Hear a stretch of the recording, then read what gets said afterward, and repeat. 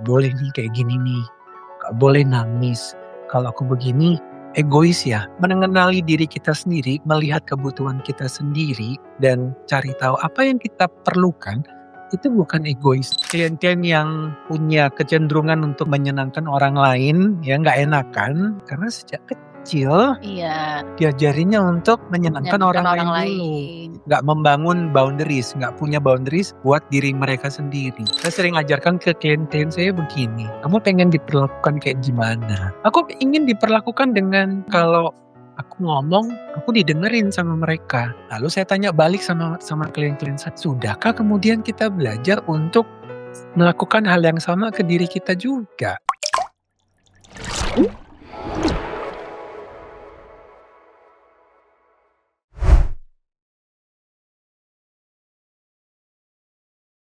Halo, selamat datang di Wellspring Conversation dengan saya Feby dan ada rekan saya Mas Mario. Halo, Kami adalah psikolog klinis dan hari ini kita berkesempatan untuk ngobrol-ngobrol dengan Ibu Angel. Kita sapa dulu ya. Halo Ibu Angel. Halo, Mungkin kita langsung mulai aja ya, Bu Angel, apa yang bisa dibantu oleh kami hari ini? aku tuh pengen nanya, gimana ya caranya untuk menghilangkan people pressure ke orang dan rasa nggak enakan?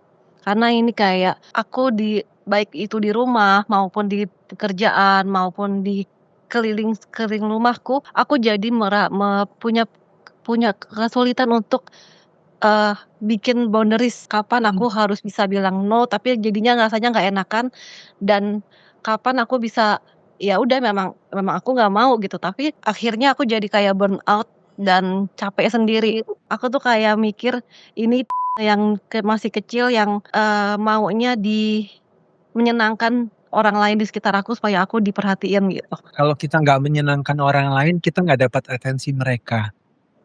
Iya, aku tuh kayak ada kecenderungan seperti itu, Mas. Bagaimana cara menghilangkannya?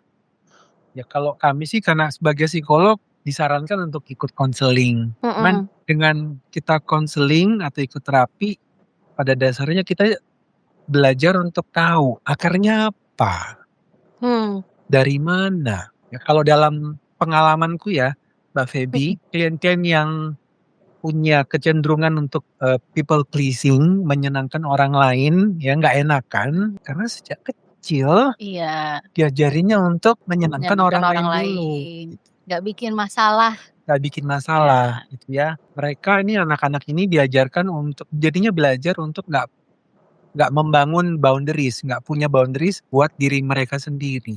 Mhm. Mmm, Sesimpel kalau waktu masih anak-anak biasanya harus ngalah, iya, ya, walaupun itu punyamu, walaupun kamu lagi ingin, memainkan itu, tapi kalau ada yang minta harus ngalah, harus kasih. betul, Tapi nggak diajarkan bagaimana cara, misalnya menolak dengan baik, mhm, gitu ya. Jadi kalau kita bilangnya tuh asertif gitu ya, Mas, ya, nah, berkomunikasi secara asertif. Jadi, betul, nolak boleh tapi yang penting cara menyampaikannya kan dengan baik. Nah itu iya, yang seringkali terlewat, tidak diajarkan. mhm, Dan menyambung yang tadi Mas Mario sampaikan, kenapa arahnya disarankan untuk konseling, untuk terapi, karena tadi ya Bu Angel, people pleasing ini kan bukan sesuatu yang datang tiba-tiba, mhm, baru kayak misalnya kita sakit flu gitu ya, mhm, tiba-tiba datang. Nah ini kan, mungkin baru terasanya ketika usia dewasa, iya, tapi di pupuknya sejak itu masih anak-anak, bibit-bibitnya sudah dari masa kecil, bahkan,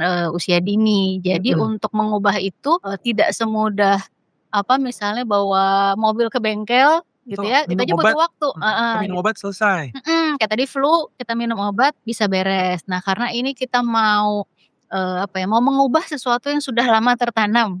tuh, Nah, jadi akan butuh waktu, kemudian juga akan butuh usaha-usaha yang mungkin tidak mudah, tidak nyaman. mhm. Nah, disitulah peran profesional bisa mendampingi. Jadi sekali lagi pesannya juga, mungkin adalah ibu nggak sendiri untuk melakukan proses itu. Iya, bisa juga ya Bu ya selain ikut ke Sesi konseling. konseling atau terapi gitu kan, kita bisa belajar tentang yang namanya membangun batasan buat diri kita sendiri. Kalau aku ngomong mungkin terdengarnya gampang ya gitu ya, membangun batasan gitu, boundaries. Gimana tuh caranya Tapi gitu kan ya, gimana Mas? caranya? Saya sering ajarkan ke klien-klien saya begini, Mbak Feby, kamu pengen diperlakukan kayak gimana? Ya, ke orang lain, kamu ingin punya harapan orang lain memperlakukan kamu seperti apa? Aku ingin diperlakukan dengan baik loh, disenyumin aja, atau Mmm, kalau aku ngomong, aku didengerin sama mereka. kedengarannya sederhana juga ya, Mas? Kedengarannya sederhana tapi itu sulit loh. Mhm. Lalu saya tanya balik sama klien-klien saya, sudahkah kemudian kita belajar untuk melakukan hal yang sama ke diri kita juga gitu Diri loh. sendiri Diri ya, Mas, ya? sendiri itu Dimulai dari dimulai. situ. Tapi memang susah karena sejak masih Iya, kanak-kanak, sejak usia dini, kita tadi kan belajarnya melihat atau mementingkan kepentingan orang lain dulu mhm, gitu. Berkorban, tapi iya. kita jadinya korban perasaan ya. Mhm. Nah, mungkin kita bisa tanya sedikit ke Bu Angel ini ya, Mhm, kayak tadi Mas Mario bilang ini kan sesuatu yang dipelajari ya, Bu. Mungkin bisa ada, informasi singkat gitu untuk mhm, kita, kira-kira yang sudah disadari sama Bu Angel tuh ada pengaruh apakah dari, masa lalu mungkin gitu ya, bukan untuk kita menghakimi, menyalahkan, tapi untuk membantu lebih memahami, mhm, lebih mengenali kondisi kita, atau kenapa sih kita jadi seperti iya, ini gitu. Apakah pernah ada, pertanyaan-pertanyaan seperti itu atau diskusi internal mungkin Bu Angel? Aku ngerasa karena aku anak bungsu dan aku merasa aku dibandingkan dengan kakak-kakakku kayak, Angel tuh belum enough gitu.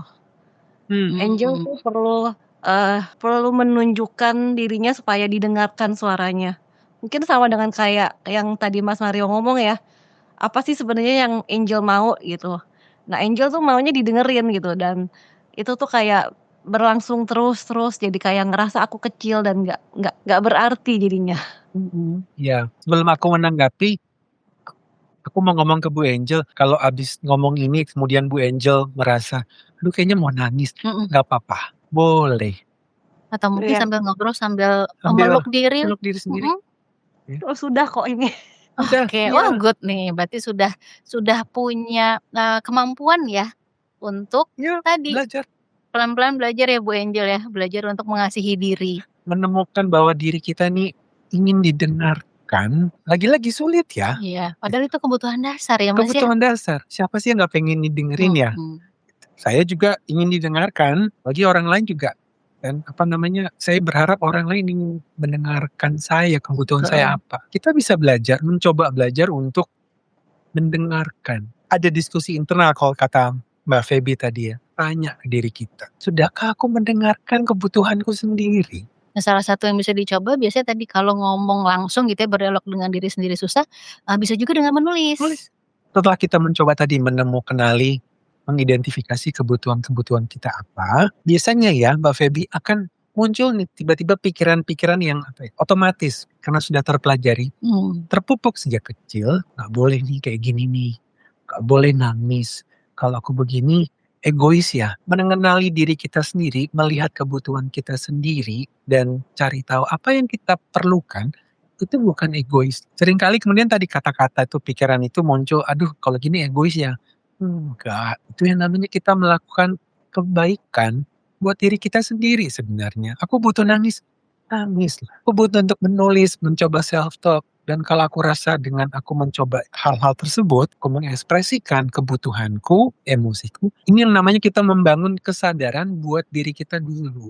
Kalau sulit, ya memang aku sarankan untuk ke psikolog, supaya ada dibantu, biar ada yang mendampingi. mendampingi, mengerti perasaan kita, emosi kita. Mhm. Dan biasanya kan kalau di ruangan sesi konseling tuh ya, mau nangis, mau ngomongin apapun, Silahkan, silakan. justru kita, berusaha memberikan ruang aman itu ya, Mas, ya.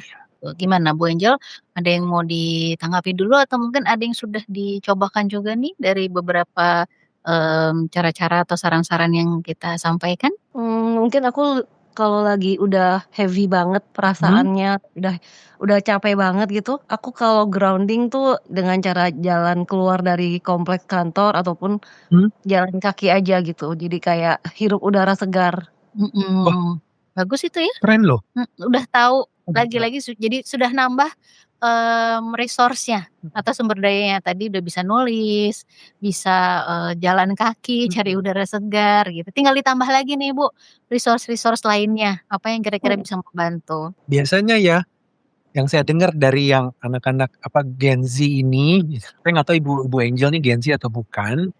Kalau lagi dalam keadaan udah pusing gitu, mumet-mumet pikirannya, malah scrolling. Itu ya. Aduh, kami tidak menyarankan atau saya pribadi tidak menyarankan hal tersebut. Cuman yang sudah Ibu Angel coba lakukan, keluar cari Udara segar, segar, lihat pemandangan yang lain pohon-pohon ya. mungkin ya, yang Sesuatu ijo-ijo. yang hijau-hijau yang bergerak ya, itu membantu loh. Supaya kita belajar untuk melihat atau menyadari sekeliling kita, groundingnya di situ. Iya, kembali ke esensi grounding itu Esensi sendiri ya. grounding. Dan kalau dirasakan ini enak buat aku dan aku perlu ini, lakukan. Dan dijadikan rutinitas, jadikan lifestyle ya Mas ya? Iya, ya kan jadi rutinitas, jadi gaya hidup, jadi kebiasaan kita. Nanti kalau sampai ada, semoga nggak ada ya. Terus orang-orang nanya, kamu ngapain sih gitu? Ah, nggak ada kerjaan banget. Atau dianggap malah, mengambil waktu kerja, bisa jadi gitu. Karena Iya kan kan? tadi kayak maksud hati merawat diri tapi ada komentar-komentar. Nah, yang kayak tadi Mas Mario bilang untuk Ibu tetap melakukan itu juga bentuk batasan loh sebenarnya ya. Untuk batasan kan. Dan apakah misalkan dari kita kerja di kantor terus setiap 30 menit kita keluar. Enggak gitu Ya, juga gitu kan. ada waktu misalkan kita Iya. berikan waktu sejenak gitu kan, 10 menit break, katakanlah untuk ambil air minum, kamar mandi, dan kemudian jalan. Dari mana kita tahu bahwa batasan kita atau batasan-batasan yang sudah kita buat ini berfungsi ketika ada orang lain yang mencoba merusaknya atau violating itu ya, atau ngapain sih kamu nggak gitu, itu artinya apa? Batasan kita berfungsi loh. Oke. Jadi kayak batasan itu kan katanya analoginya kayak pagar ya Mas ya? Pagar. Nah, ketika ada yang berusaha menerobos Dan si pagar itu gitu Dan ya, ketika mereka mencoba nerobos dan nggak bisa, disitulah kesel mereka, udah ya, berarti batasan kita berfungsi nih, berarti kita sudah berprogres. berprogres. Iya. Itu loh, misalkan, "Oh ngapain sih?" "Enggak, aku nggak apa-apa." Dengan mencoba untuk jalan sebentar, aku merasa enakan. Ngapain sih buang-buang waktu? Biasanya nanti ya otomatis akan muncul, "Oh kata orang lain, Iya buang-buang deh, nggak waktu, usah deh ya nggak gitu usah ya, deh ya," nggak jadi gitu. deh gitu "Nggak ya. jadi deh ya, kita Mhm. ngikutin." Tapi ketika kita bisa pelan-pelan ya Bu, belajar untuk, "Enggak, ini baik buat aku," dan orang lain malah tambah kesel gitu ya, "Aduh kamu ini banget," itu artinya batasan kita berfungsi. Nah, saya jadi terpikir satu hal nih Mas, tadi kan bisa saja ada orang-orang yang akan berusaha menerobos batasan kita, tapi di sisi lain juga mungkin ada orang-orang di sekitar kita yang membantu Ada. untuk, membangun batasan itu atau men-support kita gitu. Nah, Bu Angel ada nggak, support system atau orang-orang di sekitar yang tadi bisa mendukung, perjalanan atau proses Bu Angel untuk mulai lebih, memperhatikan diri, membuat batasan. Ada nggak orang-orang di sekitar Ibu yang mungkin sudah terlihat atau belum terlihat yang bisa dijadikan support system? Mungkin lebih ke teman komunitas saya. Oh, iya iya, betul. Perlu ya, perlu ada komunitas untuk bisa saling support yang, tadi yang juga punya pemikiran sama tentang misalnya pentingnya menjaga kesehatan mental, tentang pentingnya punya batasan. Nah, kalau kita udah punya kesamaan itu kan kita juga jadi lebih enak melangkahnya, sharing-nya juga mungkin jadi bisa saling menguatkan Dan gitu bisa ya. saling belajar. Nah, itu keren ya, tukeran strategi. Mhm mhm mhm. Dan itulah kemudian kita belajar menemukan, ini ternyata apa yang aku lakukan ada artinya. I am something.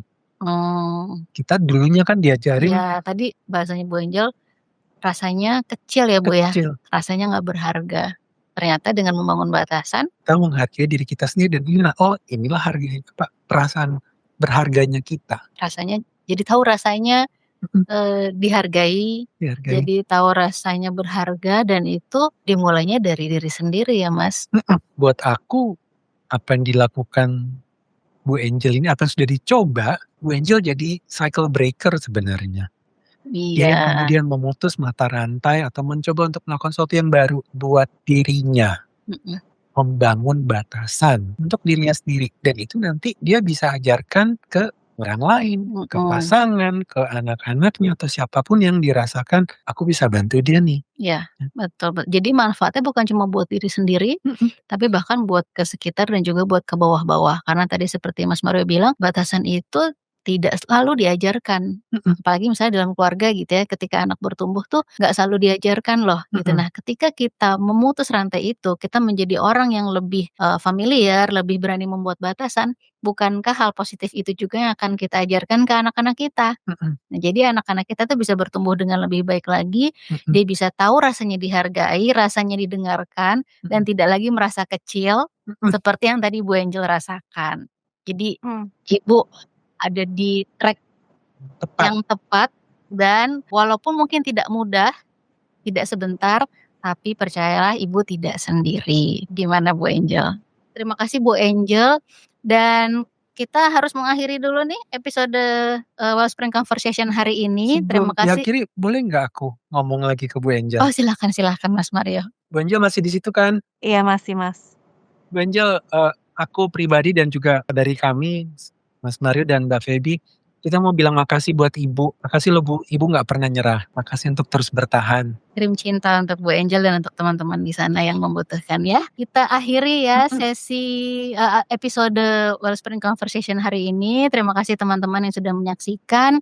Kita ketemu lagi di episode berikutnya dan semoga, bisa dalam kondisi yang lebih baik lagi, lebih betul. sehat dan lebih bahagia. Terima kasih, dadah. Bye-bye.